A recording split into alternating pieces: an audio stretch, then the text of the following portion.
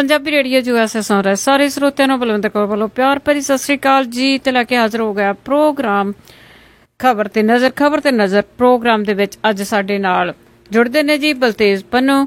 ਸਾਨੂੰ ਦੱਸਦੇ ਨੇ ਕਿ ਉੱਥੇ ਕੀ ਕੁਛ ਹੋ ਰਿਹਾ ਹੈ, ਖਬਰਾਂ ਦੇ ਪਿੱਛੇ ਕੀ ਕੁਛ ਲੁਕਿਆ ਹੋਇਆ ਆ ਤੇ ਗੱਲਬਾਤ ਕਰਾਂਗੇ ਜੀ ਉਹਨਾਂ ਨਾਲ। ਤੁਸੀਂ ਪੰਜਾਬੀ ਰੇਡੀਓ USA ਨੂੰ ਸੁਣ ਸਕਦੇ ਜੀ ਰੇਡੀਓ ਸੈੱਟ ਤੇ, ਨੈਟ ਤੇ, ਫੋਨ ਤੇ।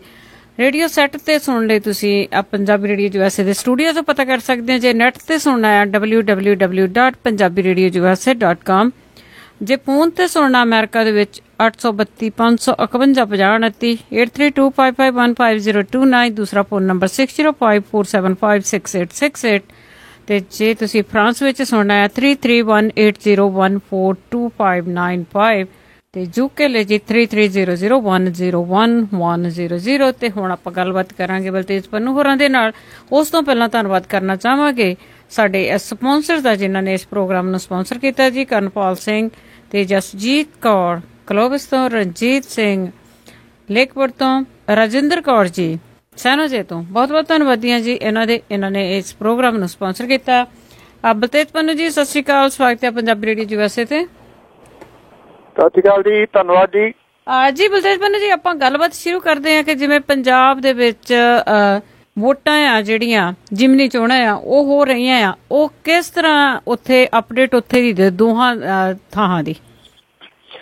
ਵੋਟਾਂ ਪੈਣ ਦਾ ਕੰਮ ਜਿਹੜਾ ਜੀ ਉਹ ਸ਼ੁਰੂ ਹੋ ਚੁੱਕਾ ਹੈ। ਬੇਹੱਦ ਤਣਾਅ ਵਾਲਾ ਮਾਹੌਲ ਜਿਹੜਾ ਜੀ ਉਹ ਦੋਨਾਂ ਸੀਟਾਂ ਦੇ ਉੱਤੇ ਬਣਿਆ ਹੋਇਆ। ਪਟਿਆਲੇ ਦੇ ਵਿੱਚ ਵੀ ਤਣਾਅ ਬਹੁਤ ਜ਼ਿਆਦਾ ਹੈ ਔਰ ਖਾਸ ਤੌਰ ਦੇ ਉੱਤੇ ਤਲਵੰਡੀ ਸਾਬੋ ਦੇ ਵਿੱਚ ਤਾਂ ਬਹੁਤ ਜ਼ਿਆਦਾ ਜਿਹੜੀ ਟੈਂਸ ਹੈ ਜੀ ਉਹ ਕ੍ਰੀਏਟ ਹੋਈ ਹੈ। ਕੱਲ ਦੀ ਆਮ ਆਦਮੀ ਪਾਰਟੀ ਦੀ ਉਮੀਦਵਾਰ ਪ੍ਰੋਫੈਸਰ ਬਲਜਿੰਦਰ ਕੌਰ ਦੇ ਉੱਤੇ ਕੱਲ ਜਿਹੜਾ ਜਥੇਦਾਰ ਦਿਆਲ ਸਿੰਘ ਕੋਲਿਆਂ ਵਾਲੀ ਹੈ ਜੀ ਉਹਦੇ ਵੱਲੋਂ ਉਹਦੇ ਸਾਥੀਆਂ ਦੇ ਵੱਲੋਂ ਹਮਲਾ ਕੀਤਾ ਗਿਆ ਸੀਗਾ। ਬਲਜਿੰਦਰ ਕੌਰ ਹੋਰੀ ਇਹਦੇ ਵਿੱਚ ਡਰਾਈਵਰ ਦੀ ਥੋੜੀ ਚੁਸਤੀ ਕਰਕੇ ਜਿਹੜਾ ਜੀ ਬਚ ਗਏ। ਉਹਨਾਂ ਦਾ ਡਰਾਈਵਰ ਇੱਕਦਮ ਮੂਹਰੇ ਆ ਗਿਆ, ਨਹੀਂ ਤਾਂ ਉਹ ਜ਼ਖਮੀ ਹੋ ਸਕਦੇ ਸੀ। ਡਰਾਈਵਰ ਜਿਹੜਾ ਉਹ ਜ਼ਖਮੀ ਹੋ ਗਿਆ।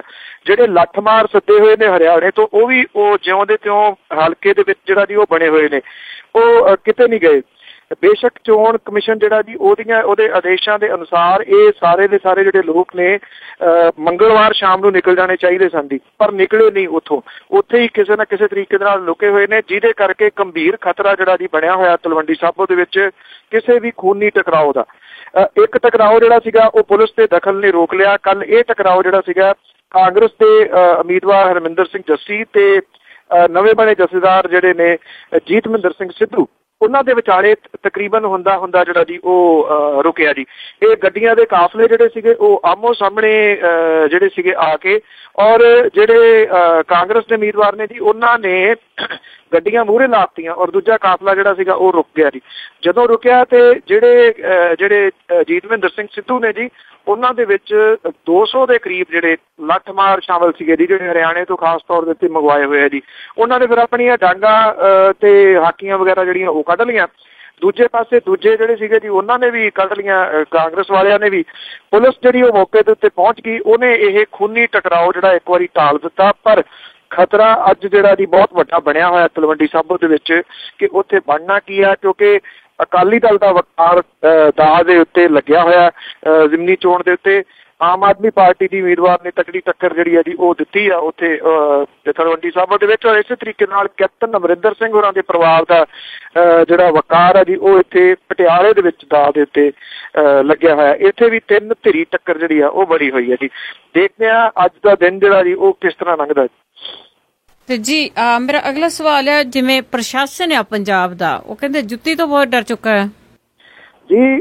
ਲੱਗਦਾ ਤਾਂ ਇਉਂ ਹੀ ਹੈ ਜੀ। ਵੈਸੇ ਤਾਂ ਇਹ ਗੱਲ ਤਾਂ ਪਹਿਲਾਂ ਹੀ ਸੋਸ਼ਲ ਨੈਟਵਰਕ ਸਾਈਟ ਦੇ ਉੱਤੇ ਚੱਲ ਪਈ ਸੀਗੀ ਕਿ ਹੁਣ ਮੁੱਖ ਮੰਤਰੀ ਜਿਹੜੇ ਨੇ ਉਹ ਬਹਾਨਾ ਲਾਇਆ ਕਰਨਗੇ ਔਰ ਜਿੱਥੇ ਜਿੱਥੇ ਉਹ ਸੰਗਤ ਦਰਸ਼ਨ ਦਾ ਕੁਛ ਵੀ ਕਰਨਗੇ ਉੱਥੇ ਗੁਰੂ ਗ੍ਰੰਥ ਸਾਹਿਬ ਦਾ ਪ੍ਰਕਾਸ਼ ਕਰਾ ਲਿਆ ਕਰਨਗੇ ਕਿ ਜੁੱਤੀਆਂ ਜਿਹੜੀਆਂ ਜੀ ਬਾਹਰ ਲਾ ਕੇ ਆਓ। ਤੋ ਹੋਇਆ ਵੀ ਏਦਾਂ ਹੀ। ਜਿਹੜੀ ਬਰਸੀ ਮਨਾਈ ਲੌਂਗੋਵਾਲ ਦੀ, ਉੱਥੇ ਜਿਹੜੇ ਸੀਗੀਆਂ ਜੁੱਤੀਆਂ ਲੁਹਾ ਲਈਆਂ ਗਈਆਂ ਜੀ। VIP ਜਿਹੜਾ ਏਰੀਆ ਸੀਗਾ ਉਹਦੇ ਵਿੱਚ ਬਹਿਣ ਵਾਲਿਆਂ ਨੂੰ ਪੱਤਰਕਾਰਾਂ ਦੀਆਂ ਜੁੱਤੀਆਂ ਜਿਹੜੀਆਂ ਸੀ ਉਹ ਵੀ ਲੁਹਾ ਲਈਆਂ ਗਈਆਂ। ਇਹ ਆਖਿਆ ਗਿਆ ਜੀ ਕਿ ਇੱਥੇ ਪ੍ਰਕਾਸ਼ ਹੋਇਆ ਹੋਇਆ, ਪਰ ਪੰਡਾਲ ਦੇ ਵਿੱਚ ਬੈਠੇ ਲੋਕਾਂ ਦੀਆਂ ਜੁੱਤੀਆਂ ਜਿਹੜੀਆਂ ਸੀ ਉਹ ਨਹੀਂ ਲੁਹਾਈਆਂ ਗਈਆਂ। ਈਸੜੂ ਦੇ ਵਿੱਚ ਜਿਹੜੀ ਚੱਲੀ ਜੁੱਤੀ ਆ ਉਹਦੀ ਵਜ੍ਹਾ ਕਰਕੇ ਜੀ ਇਹ ਸਾਰਾ ਕੁਝ ਜਿਹੜਾ ਕੀਤਾ ਗਿਆ।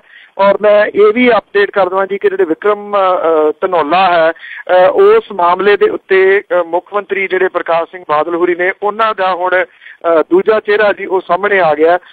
ਉਹਨਾਂ ਨੇ ਪਹਿਲਾਂ ਕਿਹਾ ਸੀਗਾ ਕਿ ਉਹਨੂੰ ਮੈਂ ਮੁਆਫ ਕਰ ਦਿੱਤਾ ਔਰ ਉਹਨੂੰ ਰਿਹਾ ਕਰਨ ਦੇ ਹੁਕਮ ਦਿੱਤੇ ਨੇ। ਹੁਣ ਕਹਿੰਦੇ ਮੈਂ ਤਾਂ ਸਮਝਿਆ ਸੀਗਾ ਕਿਸੇ ਆਮ ਆਦਮੀ ਨੇ ਜੁੱਤੀ ਸੁੱਟੀ ਆ, ਮੈਂ ਇਸ ਕਰਕੇ ਮਾਫ ਕਰਤਾ ਸੀ, ਪਰ ਉਹ ਤਾਂ ਆਮ ਆਦਮੀ ਪਾਰਟੀ ਦਾ ਬੰਦਾ ਨਿਕਲਿਆ। ਇਸ ਕਰਕੇ ਪੁਲਿਸ ਜਿਹੜੀ ਹੈ ਜੀ ਕਾਨੂੰਨ ਦੇ ਮੁਤਾਬਕ ਆਪਣੀ ਕਾਰਵਾਈ ਜਿਹੜੀ ਆ ਉਹ ਕਰੂਗੀ। ਵੈਸੇ ਤਾਂ ਜਰਨੈਲ ਸਿੰਘ ਤੋਂ ਵੀ ਇਹ ਅਵਾਰਡ ਜਿਹੜਾ ਸ਼੍ਰੋਮਣੀ ਗੁਰਦੁਆਰਾ ਪ੍ਰਬੰਧਕ ਕਮੇਟੀ ਨੇ ਦਿੱਤਾ ਸੀ ਜੁੱਤੀ ਸੁੱਟਣ ਦੀ ਵਜ੍ਹਾ ਕਰਕੇ, ਉਹ ਵਾਪਸ ਲੈ ਲੈਣਾ ਚਾਹੀਦਾ, ਕਿਉਂਕਿ ਉਹ ਆਮ ਆਦਮੀ ਨਹੀਂ, ਉਹ ਆਮ ਆਦਮੀ ਪਾਰਟੀ ਦਾ ਇਸ ਵੇਲੇ ਨੇਤਾ ਹੈ ਔਰ ਪੰਜਾਬ ਦੇ ਮਾਮਲਿਆਂ ਦਾ ਇੰਚਾਰਜ ਵੀ ਹੈ ਜੀ। ਇਹ ਦੋਹਰਾ ਸਟੈਂਡ ਹੈ ਜੀ। ਇਹਦੀ ਵੀ ਕਿਹੜੀ ਗੱਲ ਸੀ ਜੀ, ਮੁੱਖ ਮੰਤਰੀ ਹੋਰਾਂ ਨੂੰ ਵੱਡਾ ਸਾਰਾ ਜੇਰਾ ਜਿਹੜਾ ਉਹ ਦਿਖਾਉਣਾ ਚਾਹੀਦਾ ਸੀਗਾ ਇਸ ਮਾਮਲੇ ਦੇ ਉੱਤੇ, ਪਰ ਮੁਸ਼ਕਿਲ ਇਹ ਹੈ ਕਿ ਉਹ ਮਜਬੂਰ ਜੇ ਜਾਪਦੇ ਨੇ, ਕਿਉਂਕਿ ਜਿਹੜੀ ਇਹ ਕਾਰਵਾਈ ਹੈ ਇਹ ਕਿਤੇ ਨਾ ਕਿਤੇ ਕਈ ਗੰਭੀਰ ਸਵਾਲ ਜਿਹੜੇ ਆ ਜੀ ਉਹ ਖੜੇ ਕਰ ਰਹੀ ਹੈ। ਜੀ ਬਿਲਕੁਲ, ਚਾਹੀਦਾ ਤਾਂ ਉਹਨਾਂ ਨੂੰ ਇਸ ਤਰ੍ਹਾਂ ਸੀ ਜਾ ਕੇ ਪਤਾ ਕਰਦੇ ਕਿ ਗੁੱਸਾ ਕਿਉਂ ਆ ਲੋਕਾਂ ਦੇ ਵਿੱਚ, ਪਰ ਉਹਨਾਂ ਨੇ ਜਿਹੜਾ ਉਲਟਾ ਕੰਮ ਕੀਤਾ। ਤੇ ਅੱਗੇ ਪਤਾ ਲੱਗਾ ਸੀ ਜੀ captain Amarinder Singh high court ਜਾ ਰਹੇ ਨੇ, ਜਿਹੜੇ ਅੰਮ੍ਰਿਤਸਰ ਦੇ ਵਿੱਚ ਜਿਹੜੇ ਦਰਖਤ ਵੱਢੇ ਜਾ ਰਹੇ ਆ ਉਹਨਾਂ ਨੂੰ ਬਚਾਉਣ ਦੀ ਖਾਤਰ ਜੀ ਉਹ ਪਹੁੰਚ ਗਏ ਨੇ ਜੀ। ਜਿਹੜੇ ਹਾਈ ਕੋਰਟ ਦੇ ਵਿੱਚ ਉਹਨਾਂ ਨੇ ਇੱਕ ਪਟੀਸ਼ਨ ਜਿਹੜੀ ਹੈ ਜੀ ਉਹ ਦਾਇਰ ਕੀਤੀ ਹੈ ਇਹਨਾਂ ਰੁੱਖਾਂ ਨੂੰ ਜਿਹੜਾ ਜੀ ਉਹ ਬਚਾਉਣ ਦੇ ਵਾਸਤੇ, ਜਿਹੜੇ ਅੰਮ੍ਰਿਤਸਰ ਦੇ ਵਿੱਚ ਕੱਟੇ ਜਾ ਰਹੇ ਨੇ ਜੀ। ਅਦਾਲਤ ਨੇ ਜਿਹੜੇ ਇਤਰਾਜ਼ ਨੇ ਉਹਨਾਂ ਨੂੰ 3 ਹਫ਼ਤਿਆਂ ਦੇ ਵਿੱਚ ਨਿਪਟਾਉਣ ਦੇ ਨਿਰਦੇਸ਼ ਜਿਹੜੇ ਨੇ ਉਹ ਦਿੱਤੇ ਨੇ। ਕੈਪਟਨ ਅਮਰਿੰਦਰ ਸਿੰਘ ਹੋਰਾਂ ਨੇ ਇਸ ਪਟੀਸ਼ਨ ਦੇ ਵਿੱਚ ਇਹ ਗੱਲ ਆਖੀ ਹੈ ਕਿ ਪਵਿੱਤਰ ਨਗਰੀ ਦੇ ਵਿੱਚ ਵਿਕਾਸ ਦੇ ਨਾਂ ਦੇ ਉੱਤੇ ਸੈਂਕੜੇ ਰੁੱਖ ਨੇ ਜਿਨ੍ਹਾਂ ਨੂੰ ਕੱਟਣ ਤੋਂ ਬਚਾਉਣਾ ਚਾਹੀਦਾ। ਉਹਨਾਂ ਨੇ ਇਹ ਗੱਲ ਕਹੀ ਹੈ ਜੀ ਕਿ ਇਹਦੇ ਵਿੱਚ ਬਹੁਤ ਸਾਰੇ ਉਹ ਰੁੱਖ ਨੇ ਜਿਹੜੇ ਪੁਰਾਣੇ ਰੁੱਖ ਨੇ, ਪੁਰਾਤਨ ਟਾਈਪ ਦੇ, ਔਰ ਇਹਨਾਂ ਨੂੰ ਵੀ ਸਾਰਿਆਂ ਨੂੰ ਜਿਹੜਾ ਜੀ ਉਹ ਕੱਟ ਦਿੱਤਾ ਜਾਊਗਾ ਤੇ ਇੱਥੇ ਕੰਕਰੀਟ ਦੇ ਜੰਗਲ ਜਿਹੜੇ ਨੇ ਉਹ ਬਣ ਜਾਣਗੇ। ਭਾਵ ਕਿ ਜਦੋਂ ਰੁੱਖ ਨਹੀਂ ਹੋਣਗੇ ਤਾਂ ਇਹਦਾ ਵਾਤਾਵਰਨ ਦੇ ਉੱਤੇ ਵੀ ਅਸਰ ਜਿਹੜਾ ਜੀ ਉਹ ਪਊਗਾ। ਅੰਮ੍ਰਿਤਸਰ ਦੇ ਵਾਸਤੇ ਹੀ ਸਿਰਫ ਕਿਉਂ ਗਏ ਨੇ, ਇਹ ਸਵਾਲ ਹੈ ਜੀ। ਜਾਣਾ ਤਾਂ ਪੰਜਾਬ ਦੇ ਵਾਸਤੇ ਚਾਹੀਦਾ ਸੀਗਾ। ਅਜੇ ਪਤਾ ਨਹੀਂ ਬਠਿੰਡਾ ਚੰਡੀਗੜ੍ਹ ਜਿਹੜੀ ਰੋਡ ਹੈ ਉਹ ਕਦੋਂ 4 ਲੇਨ ਹੋਣੀ ਆ, ਪਰ ਸਾਰੀ ਰੁੰਡ ਮਰੁੰਡ ਜਿਹੜੀ ਕਰਤੀ ਗਈ ਹੈ ਜੀ। ਜਿੰਨੇ ਰੁੱਖ ਸੀ ਸਾਰੇ ਕੱਟ ਦਿੱਤੇ ਗਏ ਨੇ ਜੀ ਇਸ ਸੜਕ ਦੇ ਉੱਤੋਂ। ਆਪਾਂ ਗੱਲ ਕਰ ਰਹੇ ਸੀ ਕਿ 2 ਦਿਨ ਪਹਿਲਾਂ ਜਿਹੜੀ ਬਠਿੰਡਾ ਅੰਮ੍ਰਿਤਸਰ ਜਿਹੜੀ 4 ਲੇਨਿੰਗ ਹੋਣੀ ਆ ਉਹਦੇ ਉੱਤੇ ਜਿੰਨੇ ਰੁੱਖ ਨੇ ਹੁਣ ਕੁਹਾੜਾ ਉਹਨਾਂ ਦੇ ਉੱਤੇ ਜਿਹੜਾ ਜੀ ਉਹ ਚੱਲੂਗਾ। ਨਵੇਂ ਰੁੱਖ ਜਿਹੜੇ ਨੇ ਉਹ ਲਾਏ ਨਹੀਂ ਜਾਂਦੇ ਜਦੋਂ ਪੁਰਾਣੇ ਜਿਹੜੇ ਕੱਟ ਦਿੱਤੇ ਜਾਂਦੇ ਨੇ। ਉਹਦੇ ਵੈਸੇ ਕੈਪਟਨ ਅਮਰਿੰਦਰ ਸਿੰਘ ਹੋਰਾਂ ਦਾ ਇਹ ਕੋਸ਼ਿਸ਼ ਤਾਂ ਇਹ ਚੰਗੀ ਆ, ਪਰ ਨਾਲ ਦੀ ਨਾਲ ਇਹ ਵੀ ਮੁਸ਼ਕਿਲ ਆ ਜੀ ਕਿ ਉਹਨਾਂ ਦੇ ਉੱਤੇ ਸਵਾਲ ਬੜੇ ਵੱਡੇ ਖੜੇ ਹੋ ਰਹੇ ਨੇ ਕਿ ਉਹ ਹੈ ਕਿੱਥੇ ਨੇ। 3 ਮਹੀਨੇ ਤੋਂ ਉਹ ਆਪਣੇ ਲੋਕ ਸਭਾ ਹਲਕੇ ਅੰਮ੍ਰਿਤਸਰ ਦੇ ਵਿੱਚ ਨਹੀਂ ਗਏ। ਉੱਥੇ ਜਿਹੜੇ ਉਹਨਾਂ ਦੇ ਵੋਟਰ ਨੇ ਜੀ ਉਹ ਲੱਭ ਰਹੇ ਨੇ ਉਹਨਾਂ ਨੂੰ। ਉਹ ਕਹਿੰਦੇ ਪਹਿਲਾਂ ਸਾਡੇ ਕੋਲ ਬੰਦਾ ਇੱਕ ਇਹੋ ਜਿਹਾ ਸੀਗਾ ਨਵਜੋਤ ਸਿੰਘ ਸਿੱਧੂ, ਉਹ ਨਹੀਂ ਸੀ ਬਣਿਆ ਜਿੱਤ ਕੇ। ਹੁਣ ਕੈਪਟਨ ਅਮਰਿੰਦਰ ਸਿੰਘ ਹੋਰੀ ਜਿਹੜੇ ਨੇ ਉਹ ਲਗਾਤਾਰ ਗੈਰ ਹਾਜ਼ਰ ਚੱਲ ਰਹੇ ਨੇ, ਠੀਕ ਉਸੇ ਤਰੀਕੇ ਦੇ ਨਾਲ ਜਿਵੇਂ ਉਹ ਇੱਥੇ ਪਟਿਆਲੇ ਤੋਂ ਗੈਰ ਹਾਜ਼ਰ ਸਨ ਜੀ। ਹਾਂ ਜੀ ਬਿਲਕੁਲ। ਦੇਖੋ ਜੀ ਕਦ ਵਾਪਸ ਜਾਂਦੇ ਆਪੋ ਆਪਣੇ ਇਲਾਕਿਆਂ ਦੇ ਵਿੱਚ। ਬਹੁਤ ਹੋਰ ਵੀ ਬਹੁਤਿਆਂ ਦੀ ਇਹ ਹੈਗੀ ਆ ਪ੍ਰੋਬਲਮ ਕਿ ਉਹ ਵਾਪਸ ਨਹੀਂ ਜਾਂਦੇ। ਤੇ ਇੱਕ ਭਾਰਤ ਪਾਕਿਸਤਾਨ ਦਾ ਜਿਹੜੀ ਵਾਰਤਾ ਸ਼ੁਰੂ ਹੋਣੀ ਸੀਗੀ ਤੇ ਉਸ ਦਾ ਜਿਹੜੀ ਅਪਡੇਟ ਜ਼ਰੂਰ ਦਿਓ ਕਿ ਉਹ ਕਿੱਥੇ ਕੁ ਪਹੁੰਚਿਆ। ਕਿਸੇ ਪਾਸੇ ਗੱਲ ਜਿਹੜੀ ਲੱਗਦੀ ਨਜ਼ਰ ਨਹੀਂ ਆਉਂਦੀ ਜੀ। ਦਿਨੋਂ ਦਿਨ ਜਿਹੜੀ ਆ ਉਹ ਟੈਂਸ ਹੋਰ ਜ਼ਿਆਦਾ ਕ੍ਰੀਏਟ ਹੁੰਦੀ ਜਾ ਰਹੀ ਹੈ। ਜਿਹੜੇ ਬਿਆਨਬਾਜ਼ੀਆਂ ਕਰਨ ਵਾਲੇ ਨੇ ਜੀ ਉਹਨਾਂ ਦੇ ਵੱਲੋਂ ਇਹ ਲਗਾਤਾਰ ਜਿਹੜੀ ਹੈ ਜੀ ਉਹ ਵਧਾਈ ਜਾ ਰਹੀ ਹੈ। ਜਿੱਥੇ ਭਾਰਤ ਟਸ ਤੋਂ ਮਸ ਹੋਣ ਦੇ ਵਾਸਤੇ ਤਿਆਰ ਨੀਗਾ, ਉੱਥੇ ਹੁਣ ਜਿਹੜਾ ਪਾਕਿਸਤਾਨ ਆ ਜੀ ਉਹਨੇ ਨਵੀਂ ਜਿਹੜੀ ਸ਼ਰਤ ਆ ਉਹ ਲਾਤੀ ਹੈ। ਜਿਹੜੇ ਉਹਨੇ ਜੰਮੂ ਕਸ਼ਮੀਰ ਦੇ ਕੁਝ ਵੱਖਵਾਦੀ ਨੇਤਾ ਜਿਨ੍ਹਾਂ ਦੇ ਨਾਲ ਮੁਲਾਕਾਤ ਕੀਤੀ ਸੀ, ਹੁਣ ਇਹ ਕਹਿ ਦਿੱਤਾ ਗਿਆ ਜੀ ਜਿਹੜੇ ਪਾਕਿਸਤਾਨ ਦੀ ਤਰਫੋਂ ਪਾਕਿਸਤਾਨ ਦੇ ਹਾਈ ਕਮਿਸ਼ਨਰ ਅਬਦੁਲ ਬਾਸਿਤ, ਉਹਨਾਂ ਨੇ ਇਹ ਕਹਿਤਾ ਕਿ ਕਸ਼ਮੀਰ ਤੀਜੀ ਧਿਰ ਵਜੋਂ ਜੇ ਇਹਦੇ ਵਿੱਚ ਸ਼ਾਮਲ ਹੋਊਗਾ ਤਾਂ ਭਾਰਤ ਦੇ ਨਾਲ ਗੱਲਬਾਤ ਜਿਹੜੀ ਹੈ ਜੀ ਉਹ ਹੋ ਸਕਦੀ ਹੈ। ਭਾਰਤ ਦੇ ਵੱਲੋਂ ਪਾਕਿਸਤਾਨ ਦੀ ਇਹ ਦਲੀਲ ਜਿਹੜੀ ਹੈ ਜੀ ਉਹਨੂੰ ਰੱਦ ਕਰ ਦਿੱਤਾ ਗਿਆ ਔਰ ਇਹ ਕਿਹਾ ਕਿ ਕਸ਼ਮੀਰ ਜਿਹੜਾ ਉਹ ਭਾਰਤ ਦਾ ਹਿੱਸਾ ਹੈ। ਇਹਦੇ ਨਾਲ ਸਿੱਧਮ ਸਿੱਧਾ ਜਿਹੜਾ ਅਸਰ ਹੈ ਜੀ ਭਾਰਤ ਪਾਕਿਸਤਾਨ ਦੇ ਵਪਾਰ ਦੇ ਉੱਤੇ ਵੀ ਇਹਦਾ ਪੈਣਾ ਸ਼ੁਰੂ ਹੋ ਗਿਆ। ਜਿਹੜਾ ਵਪਾਰੀ ਵਰਗ ਹੈ ਉਹਨਾਂ ਨੇ ਲੱਖਾਂ ਰੁਪਈਏ ਜਿਹੜੇ ਨੇ ਉਹ ਖਰਚ ਕੇ ਜਿਹੜਾ ਬਿਜ਼ਨਸ ਆਪਣੇ ਸ਼ੁਰੂ ਕੀਤੇ ਸੀਗੇ ਜੀ, ਖਾਸ ਤੌਰ ਤੇ ਵਾਘਾ ਸਰਹੱਦ ਤੋਂ ਜਿਹੜੇ ਕਿੰਨੇ ਟਰੱਕ ਇੱਧਰ ਉੱਧਰ ਆਉਂਦੇ ਜਾਂਦੇ ਨੇ ਜੀ, ਹੁਣ ਇਹਦੇ ਉੱਤੇ ਵੀ ਮਾੜਾ ਅਸਰ ਜਿਹੜੇ ਪੈਣ ਦੀਆਂ ਸੰਭਾਵਨਾਵਾਂ ਲੱਗ ਰਹੀਆਂ ਨੇ। ਕਿਉਂਕਿ ਅੱਗੋਂ ਜਿਹੋ ਜਿਹੇ ਹਾਲਾਤ ਬਣਦੇ ਜਾ ਰਹੇ ਨੇ ਸ਼ਾਇਦ ਇਹ ਬਿਜ਼ਨਸ ਵੀ ਰੋਕਿਆ ਜਾਊਗਾ। ਜੇ ਰੋਕਿਆ ਜਾਂਦਾ ਤਾਂ ਕਰੋੜਾਂ ਰੁਪਈਏ ਖਰਚ ਕਰਕੇ ਵਾਘਾ ਸਰਹੱਦ ਦੇ ਉੱਤੇ ਜਿਹੜੀ ਨਵੀਂ ਪੋਸਟ ਬਣਾਈ ਗਈ ਹੈ ਜੀ ਉਹ ਆਈ ਥਿੰਕ ਉਦਾਂ ਹੀ ਰਹਿ ਜਾਊਗੀ ਔਰ ਪਤਾ ਨਹੀਂ ਕਿੰਨੇ ਲੋਕਾਂ ਦਾ ਰੁਜ਼ਗਾਰ ਜਿਹੜਾ ਜੀ ਉਹ ਵੀ ਖੁੱਸ ਜਾਣ ਦੇ ਖਦਸ਼ੇ ਜਿਹੜੇ ਨੇ ਉਹ ਪ੍ਰਗਟ ਹੋ ਰਹੇ ਨੇ ਜੀ। ਪਰ ਦੋਵੇਂ ਮੁਲਕ ਜਿਹੜੇ ਨੇ ਉਹ ਹਥਿਆਰ ਕੱਸੀ ਖੜੇ ਨੇ। ਜੀ ਤੇ ਅੱਗੇ ਚੱਲਦੇ ਜੀ, ਜਿਵੇਂ ਰਾਜੀਵ ਲੌਂਗੋਵਾਲ ਸਮਝੌਤੇ ਤੇ ਜਿਵੇਂ ਕਿੰਤੂ ਪ੍ਰੰਤੂ ਕੀਤਾ ਪ੍ਰਕਾਸ਼ ਸਿੰਘ ਬਾਦਲ ਨੇ, ਉਹਨਾਂ ਨੇ ਕਿਹਾ ਕਿ ਲੌਂਗੋਵਾਲ ਨੂੰ ਗੁੰਮਰਾਹ ਕਰ ਲਿਆ ਗਿਆ ਸੀਗਾ। ਜੀ ਇਹ ਜਿਹੜੇ ਹਰਚੰਦ ਸਿੰਘ ਲੌਂਗੋਵਾਲ ਹੋਰਾਂ ਦੀ ਬਰਸੀ ਜਿਹੜੀ ਮਨਾਈ ਜਾਂਦੀ ਹੈ, ਉੱਥੇ ਪ੍ਰਕਾਸ਼ ਸਿੰਘ ਬਾਦਲ ਹੋਰੀ ਬੋਲ ਰਹੇ ਸਨ। ਦੇਖੋ, ਇੱਕ ਪਾਸੇ ਤਾਂ ਸਿਆਸੀ ਲਾਹਾ ਲੈਣ ਦੇ ਵਾਸਤੇ ਉਹਨਾਂ ਦੀ ਬਰਸੀ ਵੀ ਜਿਹੜੀ ਆ ਹਰ ਸਾਲ ਮਨਾਉਣ ਤੁਰ ਪੈਂਦੇ ਨੇ। ਦੂਜੇ ਪਾਸੇ ਇਹ ਹੈ ਜੀ ਕਿ ਉਹਨਾਂ ਦੇ ਜੋ ਕੁਛ ਕੀਤਾ ਹਰਚੰਦ ਸਿੰਘ ਲੌਂਗੋਵਾਲ ਨੇ, ਪੰਜਾਬ ਸਮਝੌਤਾ, ਉਹਨੂੰ ਵੀ ਭੰਡ ਆਉਂਦੇ ਨੇ ਜਾ ਕੇ।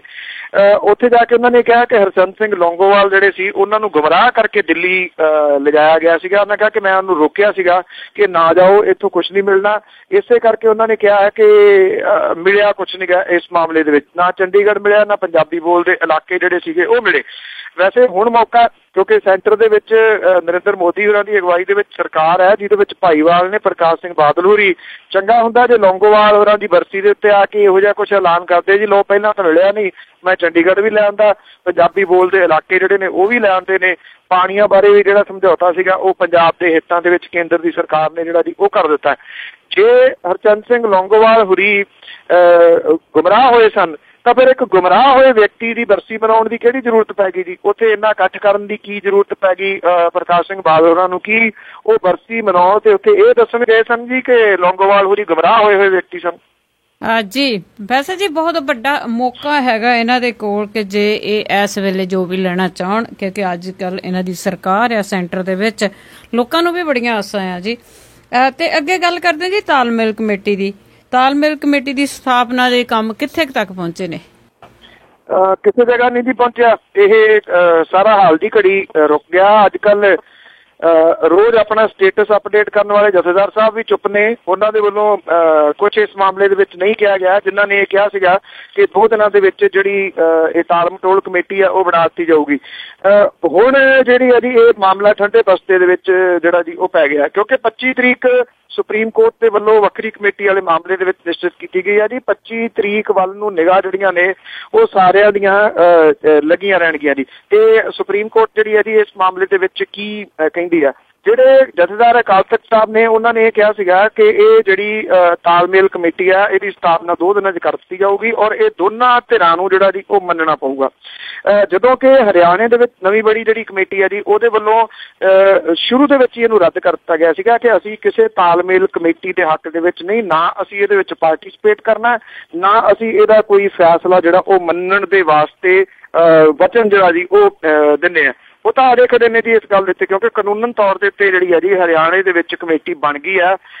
ਇਸ ਸਾਰੇ ਘਟਨਾਕ੍ਰਮ ਤੋਂ ਜਿਹੜਾ ਜੀ ਉਹ ਇਹ ਲੱਗਦਾ ਕਿ ਜਿਹੜੀ ਕੇਂਦਰ ਦੀ ਸਰਕਾਰ ਹੈ ਨਾ ਜੀ ਉਹਦੇ ਵੱਲੋਂ ਮੇਰਾ ਖਿਆਲ ਇੱਕ ਖਾਸ ਕਿਸਮ ਦੀ ਕੋਈ ਘੁਰਕੀ ਜਿਹੜੀ ਹੈ ਨਾ ਜੀ ਉਹ ਦੇ ਦਿੱਤੀ ਗਈ ਆ ਕਿ ਚੁੱਪ ਕਰਕੇ ਤੁਸੀਂ ਬਹਿ ਜਾਓ, ਬਹੁਤਾ ਬੋਲਣ ਦੀ ਜਿਹੜਾ ਜੀ ਉਹ ਜ਼ਰੂਰਤ ਨਹੀਂ ਗੀ। ਇਸ ਕਰਕੇ ਜੀ ਸ਼ਾਇਦ ਹੁਣ ਲੱਗਦਾ ਇਉਂ ਆ ਕਿ ਇਸ ਮਾਮਲੇ ਉੱਤੇ ਸ਼ਾਇਦ ਕੋਈ ਵੀ ਜਿਹੜਾ ਉਹ ਬੋਲੇ ਨਾ। ਇਸੇ ਕਰਕੇ ਸੁਰ ਜਿਹੜੀ ਆ ਜੀ ਉਹ ਬੰਦ ਹੋ ਗਈ ਆ ਪ੍ਰਕਾਸ਼ ਸਿੰਘ ਬਾਦਲ ਹੋਰਾਂ ਦੀ ਵੀ, ਉਹ ਵੀ ਕੁਛ ਨਹੀਂ ਬੋਲ ਰਹੇ, ਨਾ ਅਕਾਲੀਆਂ ਦੇ ਵਿੱਚੋਂ ਕੋਈ ਵੀ ਜਿਹੜਾ ਜੀ ਉਹ ਬੋਲ ਰਿਹਾ। ਤੇ ਜਥੇਦਾਰ ਸਾਹਿਬ ਵੀ ਉਦੋਂ ਦੇ ਮੁਕੰਮਲ ਰੂਪ ਦੇ ਵਿੱਚ ਚੁੱਪ ਹੋ ਗਏ ਜਾਪਦੇ ਨੇ ਜੀ, ਸ਼ਾਇਦ ਇੱਕ ਹੀ ਘੁਰਕੀ ਦੇ ਨਾਲ। ਜੀ ਤੇ ਅੱਗੇ ਜੀ ਪ੍ਰਾਪਰਟੀ ਟੈਕਸ ਦੀ ਗੱਲ ਕੀਤੀ ਸੀ ਸਰਕਾਰ ਨੇ ਕਿ ਜਿਹੜਾ ਪ੍ਰਾਪਰਟੀ ਟੈਕਸ ਆ ਉਹ ਮਾਫ ਕਰ ਦਿੱਤਾ ਜਾਊਗਾ ਜਾਂ ਉਸ ਦੀ ਦੇਖਭਾਲ ਹੋਊਗੀ ਅਤੇ ਸਮੀਖਿਆ ਹੋਊਗੀ। ਕੀ ਉਹ ਵਾਅਦਾ ਪੂਰਾ ਕੀਤਾ ਸਰਕਾਰ ਨੇ? ਨਹੀਂ ਜੀ, ਉਹ ਮਾਮਲਾ ਤਾਂ ਅਜੇ ਸਮੀਖਿਆ ਕਮੇਟੀ ਦੇ ਵਿੱਚ ਹੀ ਹੈ ਜੀ। ਸਮੀਖਿਆ ਕਦੋਂ ਕੀਤੀ ਜਾਊਗੀ? ਹਾਲ ਦੀ ਘੜੀ ਇਹ ਹੈ ਜੀ ਕਿ ਟੈਕਸ ਕਲੈਕਟ ਕਰਨ ਦੇ ਉੱਤੇ ਰੋਕ ਆ ਜੀ, ਟੈਂਪਰੇਰੀ ਇਹ ਰੋਕ ਸੀਗੀ। ਸ਼ਾਇਦ ਆਹ ਜਿਹੜੀਆਂ ਚੋਣਾਂ ਬਾਈ ਇਲੈਕਸ਼ਨਸ ਹੋ ਰਹੀਆਂ ਨੇ ਅੱਜ, ਇਹਨਾਂ ਦੀ ਵਜ੍ਹਾ ਕਰਕੇ ਇਹ ਰੋਕ ਲੱਗੀ ਹੋਈ ਹੈ ਜੀ। ਹੁਣ ਅਗਲਾ ਜਿਹੜਾ ਹਫ਼ਤਾ ਜੀ ਉਹਦੇ ਦੌਰਾਨ ਕਈ ਕੁਛ ਸਾਰਾ ਕੁਛ ਹੀ ਸਾਹਮਣੇ ਆਉਣ ਦੇ ਆਸਾਰ ਨੇ ਜੀ। ਕਈ ਕੁਛ ਨਿਕਲੂਗਾ ਜੀ ਜਿਹੜੇ ਦਬੇ ਹੋਏ ਸੀਗੇ ਜਿਹੜੀਆਂ ਚੀਜ਼ਾਂ। ਹਾਂਜੀ ਤੇ ਅੱਗੇ ਜੀ ਇੱਕ 2G ਸਪੈਕਟਰਮ ਦਾ ਮਾਮਲਾ ਆ, ਉਹਦੇ ਬਾਰੇ ਵੀ ਜ਼ਰੂਰ ਅਪਡੇਟ ਦਿਓ। 2G ਸਪੈਕਟਰਮ ਮਾਮਲੇ ਦੇ ਵਿੱਚ ਜੀ ਜਿਹੜੇ ਲੋਕ ਫੜੇ ਗਏ ਸਨ ਜੀ, ਉਦੋਂ ਏ ਰਾਜਾ ਖਾਸ ਤੌਰ ਦੇ ਉੱਤੇ ਬੜਾ ਫੇਮਸ ਹੋਇਆ ਸੀ, ਜਾਂ ਫਿਰ ਜਿਹੜੀ DMK ਦੀ ਸੰਸਦ ਮੈਂਬਰ ਕਨੀਮੋੜੀ ਤੇ 7 ਹੋਰ ਜਿਹੜੇ ਨੇ ਜੀ ਉਹਨਾਂ ਨੂੰ ਜ਼ਮਾਨਤ ਜਿਹੜੀ ਹੈ ਜੀ ਉਹ CBI ਦੀ ਵਿਸ਼ੇਸ਼ ਅਦਾਲਤ ਨੇ ਦੇ ਦਿੱਤੀ ਹੈ ਜੀ। ਇਹਨਾਂ ਦੇ ਖਿਲਾਫ ਐਨਫੋਰਸਮੈਂਟ ਡਾਇਰੈਕਟੋਰੇਟ ਜਿਹੜੀ ਹੈ ਜੀ ED ਵੱਲੋਂ ਚਾਰਜਸ਼ੀਟ ਦਾਇਰ ਕੀਤੀ ਗਈ ਸੀਗੀ ਜੀ। ਇਹਨਾਂ ਦੀਆਂ ਸਾਰੀਆਂ ਦੀਆਂ ਜ਼ਮਾਨਤਾਂ ਦੀਆਂ ਅਰਜ਼ੀਆਂ ਜਿਹੜੀਆਂ ਨੇ ਉਹ ਮਨਜ਼ੂਰ ਹੋ ਗਈਆਂ ਨੇ। ਤੁਹਾਨੂੰ ਯਾਦ ਹੋਣਾ ਇਹ ਘੁਟਾਲਾ ਜਿਹੜਾ ਸੀਗਾ ਜੀ ਕਈ 100 ਕਰੋੜ ਰੁਪਈਏ ਦਾ ਸੀਗਾ। ਇਹ ਦੋਨੋਂ ਰਾਜਾ ਤੇ ਕਦੀਮੋਦੀ ਜਿਹੜੇ ਜੀ ਇਹ ਸੈਂਟਰ ਦੇ ਵਿੱਚ ਮਿਨਿਸਟਰ ਵੀ ਰਹੇ ਨੇ ਔਰ ਮਿਨਿਸਟਰ ਹੁੰਦਿਆਂ ਇਹਨਾਂ ਨੂੰ ਇਹਨਾਂ ਦੇ ਅਹੁਦੇ ਤੋਂ ਅਸਤੀਫੇ ਦੇਣੇ ਪਏ ਸਨ। ਬਾਅਦ ਦੇ ਵਿੱਚ ਇਹਨਾਂ ਦੀਆਂ ਗ੍ਰਿਫਤਾਰੀਆਂ ਵੀ ਹੋਈਆਂ ਸੀ, ਕੱਚੀ ਜ਼ਮਾਨਤ ਦੇ ਉੱਤੇ ਚੱਲ ਰਹੇ ਸਨ। ਹੁਣ ਪੱਕੀਆਂ ਜ਼ਮਾਨਤਾਂ ਜਿਹੜੀਆਂ ਜੀ ਉਹ ਇਹਨਾਂ ਦੀਆਂ ਹੋ ਗਈਆਂ ਨੇ। ਸੋ ਮਾਮਲਾ ਜਿਹੜਾ ਜੀ ਉਹ ਬਸ ਖਟਾਈ ਵੱਲ ਨੂੰ ਜਾ ਰਿਹਾ। ਜਦੋਂ ਪੱਕੀਆਂ ਜ਼ਮਾਨਤਾਂ ਹੋ ਗਈਆਂ ਤੇ ਫਿਰ ਥੋੜ੍ਹੀ ਖੱਜਲ ਖੁਆਰੀ ਜਿਹੜੀ ਹੈ ਜੀ ਉਹ ਹੋਊਗੀ, ਇੰਨੀ ਕੁ ਸਜ਼ਾ ਇਹਨਾਂ ਨੂੰ ਹੋ ਜਾਊਗੀ। ਫਿਰ ਇਹ ਕਹਿ ਦਿੱਤਾ ਜਾਊਗਾ ਜੀ ਕਿ ਇੰਨੀ ਤਾਂ ਇਹਨਾਂ ਨੇ ਕੱਟ ਲਈ ਹੋਈ ਹੈ। ਸੋ ਇਸ ਕਰਕੇ ਇਹ ਤਕਰੀਬਨ ਇਹ ਤੁਸੀਂ ਕਹਿ ਲਓ ਕਿ ਖਤਮ ਹੋਣ ਵੱਲ ਨੂੰ ਮਾਮਲਾ ਵੱਧ ਗਿਆ ਜੀ। ਹਾਂਜੀ ਤੇ ਜੀ ਜਿਵੇਂ ਰੀਅਲ ਸਟੇਟ ਦੇ ਵਿੱਚ ਲੱਗੇ ਹੋਏ ਜਿਹੜੇ ਦਲਾਲ ਆ ਜਾਂ ਆਫੀਸਰ ਆ ਉਹਨਾਂ ਦੀ ਬੜੀ ਛਾਣਬੀਣ ਹੋ ਰਹੀ ਆ। ਕਹਿੰਦੇ ਕਿ ਆਪਣੇ ਮੋਦੀ ਨੇ ਉਹਨਾਂ ਦੀਆਂ ਫਾਈਲਾਂ ਆ ਜਿਹੜੀਆਂ ਮੰਗਵਾ ਲਈਆਂ ਜੀ। ਇਹ ਪੰਜਾਬ ਦੇ ਵਿੱਚ ਜਿਹੜੇ ਰੀਅਲ ਸਟੇਟ ਦੇ ਧੰਦੇ ਦੇ ਨਾਲ ਜੁੜੇ ਹੋਏ ਆਫੀਸਰ ਨੇ ਇਹ ਪਿਛਲੇ ਕੁਝ ਦਿਨਾਂ ਤੋਂ ਚਰਚਿਤ ਨੇ ਜੀ। ਜਿਹੜੇ ਐਕਚੁਅਲੀ ਸਾਹਮਣੇ ਆ ਕੇ ਨਹੀਂ ਪਰ ਮੂਹਰੇ ਉਹਨਾਂ ਨੇ ਕੁਝ ਲੋਕ ਜਿਹੜੇ ਉਹ ਲਾਏ ਹੋਏ ਨੇ। ਮੈਂ ਅੱਗੇ ਵੀ ਤੁਹਾਡੇ ਨਾਲ ਸਾਂਝਾ ਕੀਤਾ ਸੀਗਾ ਜੀ ਕਿ ਜਿਹੜੀਆਂ ਪ੍ਰਾਪਰਟੀਜ਼ ਨੇ, ਜਿਹੜਾ ਭੂਮੀ ਮਾਫੀਆ ਇਹ 2-3 ਧਿਰੀ ਜਿਹੜਾ ਜੀ 3 ਧਿਰੀ ਕੰਮ ਕਰਦਾ। ਇਹਦੇ ਵਿੱਚ ਸਿਆਸਤਦਾਨ ਵੀ ਨੇ, ਇਹਦੇ ਵਿੱਚ ਪੁਲਿਸ ਵਾਲੇ ਵੀ ਨੇ, ਇਹਦੇ ਵਿੱਚ ਗੁੰਡਾ ਅਨਸਰ ਵੀ ਨੇ ਜੀ। ਸ਼ੇਅਰਵੁੱਡ ਸੁਸਾਇਟੀ ਦਾ ਮਾਮਲਾ ਜਿਹੜਾ ਸਾਹਮਣੇ ਆਇਆ ਸੀਗਾ ਜੀ, ਇਹ ਜਿਹੜੇ ਜ਼ਮੀਨ ਜਾਇਦਾਦ ਦੇ ਧੰਦੇ ਦੇ ਵਿੱਚ ਆਫੀਸਰ ਸੀ ਉਹਨਾਂ ਦੀ ਸ਼ਮੂਲੀਅਤ ਸਾਹਮਣੇ ਆਈ ਸੀਗੀ। ਹੁਣ ਜਿਹੜਾ ਕਰਜ਼ਾ ਵਸੂਲੀ ਟ੍ਰਿਬਿਊਨਲ ਆ ਉਹਨੇ ਸ਼ੇਅਰਵੁੱਡ ਸੁਸਾਇਟੀ ਦੇ ਦਾਇਰ ਜਵਾਬਦਾਵੇ ਦੇ ਵਿੱਚ ਫਲੈਟ ਤੇ ਮਕਾਨ ਵੇਚਣ ਦੀ ਗੱਲ ਸਵੀਕਾਰ ਕੀਤੀ ਹੈ ਜੀ। ਔਰ ਇਹ ਨੌਕਰੀ ਦੇ ਨਾਲ ਨਾਲ ਰੀਅਲ ਸਟੇਟ ਦਾ ਕੰਮ ਜਿਹੜਾ ਕਰਦੇ ਸੀਗੇ। ਇਸ ਕਰਕੇ ਹੁਣ ਇਹਨਾਂ ਸੀਨੀਅਰ ਅਫਸਰਾਂ ਦੇ ਵਿਰੁੱਧ ਕਾਰਵਾਈ ਲਈ ਪੰਜਾਬ ਸਰਕਾਰ ਕੇਂਦਰੀ ਗ੍ਰਹਿ ਮੰਤਰਾਲਾ, ਕੇਂਦਰੀ ਵਿੱਤ ਮੰਤਰਾਲਾ ਤੇ ਸੂਬੇ ਦੇ ਮੁੱਖ ਮੰਤਰੀ ਮੁੱਖ ਸਕੱਤਰ ਨੂੰ ਕਿਹਾ ਜੀ। ਔਰ ਸ਼ੇਅਰਵੁੱਡ ਸੁਸਾਇਟੀ ਨੇ ਪੰਜਾਬ ਨੈਸ਼ਨਲ ਬੈਂਕ ਤੋਂ ਕਰੀਬ 3 ਸਾਲ ਪਹਿਲਾਂ 20 ਕਰੋੜ ਰੁਪਏ ਦਾ ਕਰਜ਼ਾ ਲਿਆ ਸੀਗਾ ਔਰ ਇਸ ਸਮੇਂ ਬੈਂਕ ਨੇ 21 ਕਰੋੜ ਤੇ 80 ਲੱਖ ਰੁਪਏ ਦੀ ਕਰਜ਼ੇ ਦੀ ਜਿਹੜੀ ਹੈ ਜੀ ਉਹ ਵਸੂਲੀ ਕਰਨੀ ਹੈ। ਹੁਣ ਇਹ ਮਾਮਲਾ ਜਿਹੜਾ ਜੀ ਮੁੱਖ ਮੰਤਰੀ ਦੇ ਦੇਖ ਰੇਖ ਦੇ ਵਿੱਚ ਆ ਗਿਆ ਜੀ। ਸ਼ੇਅਰਵੁੱਡ ਆਫੀਸਰ ਸੁਸਾਇਟੀ ਦੇ ਜਿਹੜੇ ਅਹੁਦੇਦਾਰ ਨੇ ਜੀ ਉਹਨਾਂ ਨੇ ਦਾਇਰ ਕੇਸ ਦੇ ਵਿੱਚ ਇਹਨਾਂ ਦੇ ਨਾਮ ਜਿਹੜੇ ਸਾਹਮਣੇ ਆਏ ਸੀਗੇ। ਤੋ ਦੇਖਦੇ ਹਾਂ ਜੀ ਕਿ ਇਸ ਮਾਮਲੇ ਦੇ ਉੱਤੇ ਜਿਹੜੀ ਪੰਜਾਬ ਦੇ ਮੁੱਖ ਮੰਤਰੀ ਨੇ ਉਹ ਕਿਹੋ ਜਿਹਾ ਫੈਸਲਾ ਲੈਂਦੇ ਨੇ। ਇਹ ਤਾਂ ਹੈ ਜੀ ਜਿਹੜੇ ਆਫੀਸਰ ਨੇ ਰੀਅਲ ਸਟੇਟ ਦਾ ਕੰਮ ਕਰਦੇ ਨੇ। ਜਿਹੜੇ ਸਿਆਸਤਦਾਨ ਰੀਅਲ ਸਟੇਟ ਦਾ ਕੰਮ ਕਰਦੇ ਨੇ ਉਹ ਜ਼ਿਆਦਾ ਗੰਭੀਰ ਮਾਮਲਾ ਇਹਨਾਂ ਨਾਲੋਂ ਜੀ। ਜੀ ਬਿਲਕੁਲ, ਬਹੁਤ ਸਾਰੇ ਲੋਕ ਆ ਜਿਹੜੇ ਉਹ ਆਪਣੀਆਂ ਜ਼ਮੀਨਾਂ ਜਾਇਦਾਦਾਂ ਆ ਉਹ ਗਵਾ ਬੈਠੇ ਆ। ਤੇ ਇੱਕ ਆਪਾਂ ਗੱਲ ਕੀਤੀ ਸੀ ਗੁਰਪ੍ਰਤਾਪ ਸਿੰਘ ਦੀ, ਜਿਹੜਾ ਜਿਸ ਦੇ ਸਿਰ ਤੇ ਨਸ਼ਾ ਪਾ ਦਿੱਤਾ ਗਿਆ ਆ ਅੰਮ੍ਰਿਤਸਰ ਦੇ ਵਿੱਚ, ਤੇ ਉਸ ਦੀ ਬੇਟੀ ਆ ਜਿਹੜੀ ਉਹ ਬਿਮਾਰ ਹੋ ਗਈ ਸੀਗੀ। ਉਹ ਮਾਮਲਾ ਕਿੱਥੇ ਤੱਕ ਪਹੁੰਚਾ? ਉਸ ਬੱਚੀ ਦੀ ਡੈਥ ਹੋ ਗਈ ਹੈ ਜੀ ਔਰ ਉਹ ਕੋਮਾ ਦੇ ਵਿੱਚ ਚਲੇ ਗਈ ਸੀਗੀ ਬੱਚੀ। ਇਹ ਮਾਮਲਾ ਜਿਹੜਾ ਜੀ ਅੰਮ੍ਰਿਤਸਰ ਦਾ ਨਾਲ ਜੁੜਿਆ ਹੋਇਆ ਜੀ। ਨਮਨਜੋਤ ਸੀਗੀ ਲੜਕੀ, ਕੋਮਾ ਦੇ ਵਿੱਚ ਚਲੇ ਗਈ ਸੀ ਕਿਉਂਕਿ ਉਹਦੇ ਕੋਲ ਇਹ ਦੇਖਿਆ ਨਹੀਂ ਸੀ ਗਿਆ ਕਿ ਉਹਦਾ ਫਾਦਰ ਜਿਹੜਾ ਜੀ ਉਹ ਜੇਲ੍ਹ ਦੇ ਵਿੱਚ ਚਲੇ ਗਿਆ। ਇਹ ਜਿਹੜਾ ਪਰਿਵਾਰ ਆ ਉਹ ਇਹ ਕਹਿੰਦਾ ਹੈ ਕਿ ਉਹ ਜਿਹੜਾ ਪੁਲਿਸ ਦੱਸ ਰਹੀ ਹੈ ਕਿ ਉਹਨੂੰ ਕਿੱਥੋਂ ਚੁੱਕਿਆ ਗਿਆ ਸੀਗਾ ਉਹਦੀ ਗੱਲ ਜਿਹੜੀ ਹੈ ਜੀ ਉਹ ਗਲਤ ਹੈ ਔਰ ਉਹਨੂੰ ਗੁਰਪ੍ਰਕਾਸ਼ ਨੂੰ ਜਿਹੜਾ ਜੀ ਉਹ ਚੁੱਕਿਆ ਕਿਸੇ ਹੋਰ ਜਗ੍ਹਾ ਤੋਂ ਗਿਆ ਸੀਗਾ ਔਰ ਉਹਦੇ ਉੱਤੇ ਪਾਊਡਰ ਜਿਹੜਾ ਸੀਗਾ ਜੀ 1/2 ਕਿਲੋ ਕਿਹਾ ਗਿਆ ਸੀਗਾ ਕਿ ਉਹਦੇ ਕੋਲੋਂ ਪਾਊਡਰ ਫੜਿਆ ਗਿਆ ਸੀਗਾ। ਡਰੱਗ ਰੈਕਟ ਵਾਲੇ ਮਾਮਲੇ ਦੇ ਵਿੱਚ ਉਹ ਫੜਿਆ ਗਿਆ ਸੀਗਾ। ਇਹ ਜਿਹੜੀ ਬੱਚੀ ਸੀਗੀ ਜੀ ਉਦੋਂ ਤੋਂ ਕੋਮਾ ਦੇ ਵਿੱਚ ਚਲੇ ਗਈ ਸੀ। ਉਹਦੇ ਇੰਟਰਨਲ ਆਰਗਨ ਜਿਹੜੇ ਨੇ ਜੀ ਉਹ ਡੈਡ ਹੋ ਗਏ। ਤੋਂ ਇਹਨੂੰ ਹਸਪੀਟਲ ਨੇ ਵੀ ਜਵਾਬ ਦੇ ਦਿੱਤਾ ਸੀਗਾ 2 ਦਿਨ ਪਹਿਲਾਂ। ਇਸ ਬੱਚੀ ਦੀ ਡੈਥ ਜਿਹੜੀ ਹੈ ਜੀ ਉਹ ਹੋ ਗਈ ਆ ਔਰ ਉਹਦੇ ਫਾਦਰ ਨੂੰ ਉਹਦੇ ਅੰਤਿਮ ਸੰਸਕਾਰ ਦੇ ਉੱਤੇ ਜਿਹੜਾ ਆਉਣ ਦੀ ਛੁੱਟੀ ਮਿਲੀ ਹੈ ਜੀ ਪੁਲਿਸ ਕਸਟਡੀ 'ਚ। ਤੇ ਜੀ ਜਿਸ ਤਰ੍ਹਾਂ ਦੇ ਮਾਮਲੇ ਲੱਗਦੇ, ਤੁਹਾਨੂੰ ਲੱਗਦਾ ਨਹੀਂ ਕਿ 1984 ਵਾਂਗ ਜਿਸ ਤਰ੍ਹਾਂ ਇਹੋ ਗੇੜ ਸੀ ਕਿ ਲੋਕ ਨੌਜਵਾਨਾਂ ਨੂੰ ਚੱਕ ਕੇ ਉਹਨਾਂ ਤੇ ਹਥਿਆਰ ਪਾ ਦਿੱਤੇ ਜਾਂਦੇ ਸੀ, ਜ਼ਬਰਦਸਤੀ ਉਹਨਾਂ ਨੂੰ ਅੱਤਵਾਦੀ ਕਹਿੰਦੇ ਸੀਗੇ ਜਾਂ ਉਹ ਕਹਿੰਦੇ ਸੀਗੇ ਕਿ ਵੱਖਵਾਦੀ ਆ, ਉਹੋ ਜਿਹੇ ਹਾਲਾਤ ਨਹੀਂ ਆ ਰਹੇ ਹੁਣ? ਭੁੱਕੀ ਪਾ ਦਿੰਦੇ ਜਾਂ ਚਿੱਟਾ ਪਾ ਦਿੰਦੇ ਆ? ਸ਼ਾਇਦ ਉਦੋਂ ਵੀ ਜ਼ਿਆਦਾ ਬਦਤਰ ਜੀ। ਉਦੋਂ ਤਾਂ ਪੁਲਿਸ ਇਹ ਕਹਿੰਦੀ ਸੀ ਨਾ ਜੀ ਕਿ ਆਹ ਗਰੁੱਪ ਹੈ ਇੱਕ ਜਿਹੜਾ ਜੀ ਇਹ ਕੁਛ ਕਰ ਰਿਹਾ। ਇੱਥੇ ਤਾਂ ਕੋਈ ਹੁਣ ਗਰੁੱਪਿਜ਼ਮ ਹੈ ਹੀ ਨਹੀਂ। ਹੁਣ ਤਾਂ ਕੋਈ ਵੀ ਜਿਹੜਾ ਬੰਦਾ ਜੀ ਉਹਦੇ ਉੱਤੇ ਕੁਛ ਵੀ ਜਿਹੜਾ ਕੀਤਾ ਜਾ ਸਕਦਾ। ਉਹਦੇ ਨਾਲੋਂ ਬਦਤਰ ਜਿਹੜੇ ਨੇ ਜੀ ਉਹ ਮਾਹੌਲ ਜਿਹੜਾ ਉਹ ਕ੍ਰੀਏਟ ਕੀਤਾ ਜਾ ਰਿਹਾ। ਇਸੇ ਕਰਕੇ ਹੀ ਫਿਕਰਮੰਦੀ ਇਸ ਗੱਲ ਦੀ ਹੈ ਜੀ ਕਿ ਇਹ ਮਾਹੌਲ ਜੇ ਇਸੇ ਤਰੀਕੇ ਦੇ ਨਾਲ ਬਣੀ ਗਿਆ ਪੰਜਾਬ ਦੇ ਵਿੱਚ ਤਾਂ ਬਣਨਾ ਕੀ ਹੈ ਜੀ। ਜਿਹੜੀ ਅੰਦਰ ਜਿਹੜੀ ਬਗਾਵਤ ਹੈ ਉਹ ਵੱਡੀ ਹੋ ਰਹੀ ਹੈ, ਉਹਦੀਆਂ ਸੁਰਾਂ ਜਿਹੜੀਆਂ ਨੇ ਉਹ ਵੱਡੀਆਂ ਹੋ ਰਹੀਆਂ ਨੇ। ਇੱਕ ਗੱਲ ਮੇਰਾ ਖਿਆਲ ਨਾ ਕਦੀ ਸਰਕਾਰਾਂ ਸਮਝੀਆਂ ਨੇ ਨਾ ਪ੍ਰਸ਼ਾਸਨ ਜਿਹੜਾ ਦੀ ਉਹ ਸਮਝਿਆ ਕਿ ਬਗਾਵਤ ਨੂੰ ਇਹ ਦਬਾਉਣ ਦਾ ਕੋਈ ਤਰੀਕਾ ਜਿਹੜਾ ਉਹ ਨਹੀਂ ਹੁੰਦਾ। ਪਰ ਜੇ ਤੁਸੀਂ ਇਤਿਹਾਸ ਦੇ ਜਾਣਕਾਰ ਹੋ ਜਿੰਨੇ ਵੀ ਸੁਣਨ ਵਾਲੇ ਨੇ, ਇੱਕ ਗੱਲ ਜ਼ਰੂਰ ਨੋਟ ਕਰਨੀ ਕਿ ਇੱਦਾਂ ਦੀ ਜਿਹੜੀ ਸਿਚੁਏਸ਼ਨ ਹੈ ਠੀਕ ਉਦੋਂ ਕਿਉਂ ਕ੍ਰੀਏਟ ਹੋਈ ਆ ਜਦੋਂ ਪ੍ਰਕਾਸ਼ ਸਿੰਘ ਬਾਦਲ ਹੋਰੀ ਮੁੱਖ ਮੰਤਰੀ ਰਹੇ ਨੇ। ਉਹ ਚਾਹੇ 78 ਵਾਲਾ ਕਾਂਡ ਹੋਵੇ, ਉਦੋਂ ਪਹਿਲਾਂ ਨਕਸਲਾਈਟ ਵਾਲਾ ਜਿਹੜਾ ਕਾਂਡ ਹੋਵੇ, ਜਦੋਂ ਨਕਸਲਾਈਟਾਂ ਦੀ ਜਿਹੜੀ ਮੂਵਮੈਂਟ ਸੀ ਇੱਥੇ ਖਤਮ ਕੀਤੀ ਗਈ ਸੀਗੀ, ਇਹ ਤੁਸੀਂ ਸਾਰੇ ਦਾ ਸਾਰਾ ਪੜ੍ਹ ਲਓ। ਇਹ ਉਸ ਟਾਈਮ ਦੇ ਉੱਤੇ ਹੀ ਕਿਉਂ ਸਾਰਾ ਕੁਛ ਹੁੰਦਾ ਜੀ, ਜਿਹੋ ਜਿਹਾ ਅੱਜ ਮਾਹੌਲ ਕਲੀਅਰ ਬਣ ਗਿਆ ਜੀ। ਬਿਲਕੁਲ ਜੀ, ਇਹ ਬੜੀਆਂ ਡੂੰਘੀਆਂ ਗੱਲਾਂ ਆ ਕਿ ਇਹਨਾਂ ਦੇ ਵੇਲੇ ਇਸ ਤਰ੍ਹਾਂ ਕੀ ਹੁੰਦਾ, ਇਹਨਾਂ ਦੀਆਂ ਜਿਹੜੀਆਂ ਜੜ੍ਹਾਂ ਆ ਉਹ ਕਿੱਥੇ ਆ, ਕਿੱਥੇ ਤੱਕ ਇਹ ਜੜ੍ਹਾਂ ਇਹਨਾਂ ਦੀਆਂ ਫੈਲੀਆਂ ਹੋਈਆਂ ਤੇ ਕੀ ਕੁਛ ਕਰਨਾ ਚਾਹੁੰਦੇ ਆ। ਤੇ ਗੱਲ ਆਪਾਂ ਨਸ਼ੇੜੀਆਂ ਦੀ ਕੀਤੀ ਆ ਕਿ ਜਿਸ ਤਰ੍ਹਾਂ ਨਸ਼ੇ ਦੇ ਵਿੱਚ ਪੰਜਾਬ ਡੁੱਬਾ ਹੋਇਆ ਤੇ ਕੁਝ ਕੁ ਦਿਨ ਤੋਂ ਜੀ ਬੜੀ ਰੌਲੀ ਪਈ ਸੀਗੀ ਅਸੀਂ ਇਹਦਾ ਖਾਤਮਾ ਕਰ ਦਾਂਗੇ ਜਾਂ ਜਿਹੜੇ ਨਸ਼ੇ ਛਡਾਊ ਕੇਂਦਰ ਆ ਉਹ ਬਣਾ ਦਾਂਗੇ, ਤੇ ਉਹ ਕਿੰਨੇ ਕੁ ਜਿਹੜੇ ਨਸ਼ਾ ਛਡਾਊ ਕੇਂਦਰ ਆ ਕਿੰਨੇ ਕੁ ਸਕਸੈਸਫੁਲ ਹੋਏ ਆ? ਚੱਲ ਰਹੇ ਆ ਜੀ ਸਕਸੈਸਫੁਲ। ਤਾਂ ਉਹਨਾਂ ਦੇ ਵਿੱਚੋਂ ਕੀ ਨਿਕਲਣਾ ਹੈ, ਹਰਿਆਣਾ ਗੁਰਦੁਆਰਾ ਪ੍ਰਬੰਧਕ ਕਮੇਟੀ ਵਾਲਾ ਮਾਮਲਾ ਸਾਹਮਣੇ ਆ ਗਿਆ, ਉਹ ਗੋਲਕਾਂ ਦਾ ਮਾਮਲਾ ਸੀਗਾ, ਇਸ ਵਜ੍ਹਾ ਕਰਕੇ ਉਹਦਾ ਰੌਲਾ ਜਿਹੜਾ ਸੀਗਾ ਉਹ ਜ਼ਿਆਦਾ ਪੈ ਗਿਆ। ਹੁਣ ਤੁਸੀਂ ਮੁੜ ਕੇ ਕਦੀ ਮੁੱਖ ਮੰਤਰੀ ਦਾ ਕੋਈ ਬਿਆਨ ਹੀ ਨਹੀਂ ਸੁਣਿਆ ਹੋਣਾ ਜੀ ਕਿ ਨਸ਼ਾ ਛਡਾਊ ਕੇਂਦਰ ਵੀ ਇੱਥੇ ਕੋਈ ਹੈਗੇ ਨੇ ਜਿੱਥੇ ਕਿ ਲੋਕਾਂ ਨੂੰ ਜਿਹੜਾ ਨਸ਼ਾ ਛਡਾਉਣ ਦੇ ਵਾਸਤੇ ਲਿਆਂਦਾ ਜਾ ਰਿਹਾ। ਉਹ ਤਾਂ ਕਿਸੇ ਖੂਹ ਖਾਤੇ ਪੈ ਗਿਆ ਜੀ, ਸਾਰਾ ਮਾਮਲਾ ਜਿਹੜਾ ਸੀਗਾ ਉਹ ਖਤਮ ਹੋ ਗਿਆ। ਹੁਣ ਨਾ ਕੋਈ ਬਹੁਤੀ ਜਿਹੜੀ ਆ ਉਹ ਫੜੋ ਫੜਾਈ ਹੋ ਰਹੀ ਆ। ਉਹਨਾਂ ਨੌਜਵਾਨਾਂ ਦਾ ਕੀ ਬਣਿਆ? ਦਾਅਵੇ ਤਾਂ ਕੀਤੇ ਜਾ ਰਹੇ ਨੇ ਇੰਨੇ ਨਸ਼ਾ ਛੱਡ ਗਏ, ਉਹਨਾਂ ਦਾ ਫੋਲੋ ਅਪ ਕੀ ਆ? ਕੀ ਉਹ ਵਾਕਿਆ ਨਸ਼ਾ ਛੱਡ ਕੇ ਕਿਸੇ ਹੋਰ ਕੰਮ ਧੰਦੇ ਦੇ ਵਿੱਚ ਉਹ ਲੱਗ ਗਏ, ਜਾਂ ਉਹ ਇੱਕ ਵਾਰੀ ਨਸ਼ਾ ਸੈਂਟਰਾਂ ਚੋਂ ਨਿਕਲੇ ਤੇ ਜਾ ਕੇ ਫੇਰ ਨਸ਼ਾ ਜਿਹੜਾ ਸੀ ਉਹ ਕਰਨ ਲੱਗ ਗਏ? ਬਿਲਕੁਲ ਜੀ, ਜਿੰਨੇ ਵੀ ਪੋਲੀਟੀਸ਼ੀਅਨ ਆ ਇਹ ਬੜੇ ਚਾਤਰ ਹੁੰਦੇ ਆ ਕਿ ਲੋਕਾਂ ਦਾ ਧਿਆਨ ਆ ਜਿਹੜਾ ਇੱਧਰ ਉੱਧਰ ਮੇਨ ਮੁੱਦੇ ਤੋਂ ਕਿਸ ਤਰ੍ਹਾਂ ਕਰਨਾ ਆ, ਪਰ ਲੋਕਾਂ ਦੇ ਘਰ ਜਿਹੜੀ ਤਬਾਹ ਹੋ ਗਿਆ। ਤੇ ਅਗਲੀ ਗੱਲ ਕਰੀਏ ਜਿਵੇਂ ਕਾਂਗਰਸ ਪਾਰਟੀ ਆ, ਉਸ ਦੇ ਜਿਹੜੇ ਮੈਂਬਰ ਆ ਉਹ ਕਾਂਗਰਸ ਨੂੰ ਬਹੁਤ ਛੱਡ ਕੇ ਇੱਧਰ ਉੱਧਰ ਜਾ ਰਹੇ ਆ। ਜਦੋਂ ਜਹਾਜ਼ ਡੁੱਬਦਾ ਜੀ ਫਿਰ ਚੂਹੇ ਸਭ ਤੋਂ ਪਹਿਲਾਂ ਛਾਲਾ ਮਾਰਦੇ ਆ ਜੀ।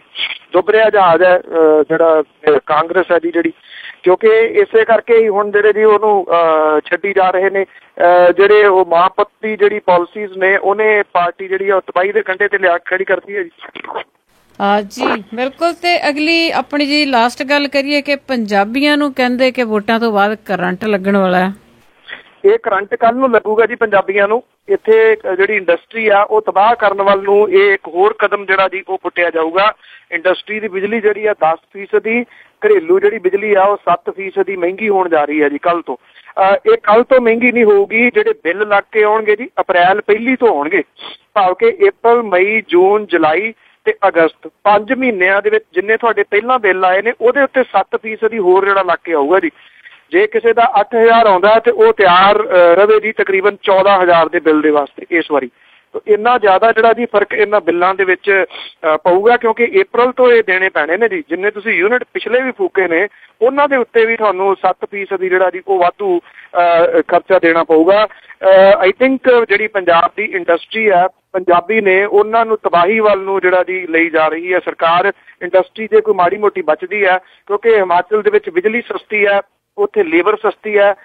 200 ਦੇ ਕਰੀਬ ਯੂਨਿਟ ਜਿਹੜੇ ਨੇ ਪਿਛਲੇ 4 ਮਹੀਨਿਆਂ ਦੇ ਦੌਰਾਨ ਮੂਵ ਹੋ ਗਏ ਨੇ ਜੀ ਹਿਮਾਚਲ ਵੱਲੋਂ। ਤਾਂ ਰਹਿੰਦੀ ਖੁੰਦੀ ਕਸਰ ਜਿਹੜੀ ਹੈ ਜੀ ਕੱਲ ਨੂੰ ਜਦੋਂ ਕਰੰਟ ਲੱਗੂਗਾ ਉਸ ਤੋਂ ਬਾਅਦ ਇਹ ਪੂਰਾ ਕਰ ਦੂਗੀ ਜੀ ਕਿੱਥੇ ਫਿਰ ਜੌਬ ਜਿਹੜੀਆਂ ਮਿਲਣੀਆਂ ਨੇ। ਔਰ ਮੁਲਕ ਦੇ ਵਿੱਚੋਂ ਮਹਿੰਗੀ ਬਿਜਲੀ ਜਿਹੜੀ ਆ ਜੀ ਉਹ ਪੰਜਾਬ ਦੇ ਵਿੱਚ ਇਸ ਵੇਲੇ ਚੱਲ ਰਹੀ ਹੈ ਜੀ। ਸੋ ਕੰਜ਼ਿਊਮਰ ਜਿਹੜਾ ਜੀ ਉਹ ਆਮ ਬੰਦੇ ਦਾ ਨਿਕਲ ਜਾਣਾ ਜੀ ਇਹ ਫੈਸਲਾ ਆਉਣ ਤੋਂ ਬਾਅਦ, ਜਿਹੜਾ ਕੱਲ ਨੂੰ ਆ ਜਾਊਗਾ। ਅੱਜ ਬਸ ਵੋਟਾਂ ਪੈਣ ਦੀ ਦੇਰ ਹੈ ਜੀ, ਇਹਨੂੰ ਉਡੀਕਿਆ ਜਾ ਰਿਹਾ। ਤੇ ਜੀ ਬਿਲਕੁਲ ਲੋਕਾਂ ਨੂੰ ਵੀ ਇਹ ਸਮਝ ਲੈਣਾ ਚਾਹੀਦਾ ਕਿ ਸਾਡੇ ਤੇ ਇੰਨਾ ਭਾਰ ਪਾਇਆ ਜਾ ਰਿਹਾ। ਤੇ ਅਖੀਰ ਦੇ ਵਿੱਚ ਜੀ ਅੱਜ ਨਵਾਂ ਕਿ ਮਿਲਿਆ ਫੇਰ ਮੁਲਾਇਮ ਨੂੰ ਅਮਰ ਜਾ ਕੇ, ਹੋਇਆ ਚਰਚਿਆਂ ਦਾ ਦੌਰ ਗਰਮ ਮੀਆਂ। ਮਿਲਿਆ ਫੇਰ ਮੁਲਾਇਮ ਨੂੰ ਅਮਰ ਜਾ ਕੇ, ਹੋਇਆ ਚਰਚਿਆਂ ਦਾ ਦੌਰ ਗਰਮ ਮੀਆਂ। ਮੁੜ ਕੇ ਸਾਂਝ ਸਿਆਸੀ ਉਹ ਪਾਉਣਗੇ ਹੀ, ਹੁਣ ਤਾਂ ਜਾਪਦਾ ਕੋਈ ਨਹੀਂ ਭਰਮ ਮੀਆਂ। ਲੜਦੇ ਰਹਿਣ ਤੇ ਦੋਸਤੀ ਪਾਉਣ ਮੁੜ ਕੇ, ਕੀਤੀ ਦੋਵਾਂ ਨੇ ਕਦੀ ਨਹੀਂ ਸ਼ਰਮ ਮੀਆਂ। ਆਜ਼ਮ ਖਾਨ ਨੂੰ ਸਾਂਝ ਨਾ ਰਾਸ ਆਉਣੀ, ਮਾੜੇ ਜਾਪਰੇ ਉਹਦੇ ਨੇ ਕਰਮ ਮੀਆਂ। ਆਜ਼ਮ ਆਏ ਤੋਂ ਅਮਰ ਨਹੀਂ ਰਿਹਾ ਜਿੱਥੇ, ਆਏ ਅਮਰ ਤੋਂ ਆਜ਼ਮ ਨਹੀਂ ਰਹੂਗਾ ਹੀ। ਆਜ਼ਮ ਆਏ ਤੋਂ ਅਮਰ ਨਹੀਂ ਰਿਹਾ ਜਿੱਥੇ, ਆਏ ਅਮਰ ਤੋਂ ਆਜ਼ਮ ਨਹੀਂ ਰਹੂਗਾ ਹੀ। ਸੌਂਕਣ ਆਡਾ ਹੈ ਦੋਵਾਂ ਦਾ ਰਿਹਾ ਚਿਰ ਤੋਂ, ਆਉਣ ਅਮਰ ਦਾ ਕਿਵੇਂ ਉਹ ਸਹੂਗਾ ਹੀ। ਥੈਂਕ ਯੂ ਜੀ, ਬਹੁਤ ਬਹੁਤ ਧੰਨਵਾਦ। ਮਿਹਰਬਾਨੀ ਜੀ, ਥੈਂਕ ਯੂ। ਸਤਿ ਸ਼੍ਰੀ ਅਕਾਲ। ਸਤਿ ਸ਼੍ਰੀ ਅਕਾਲ ਜੀ।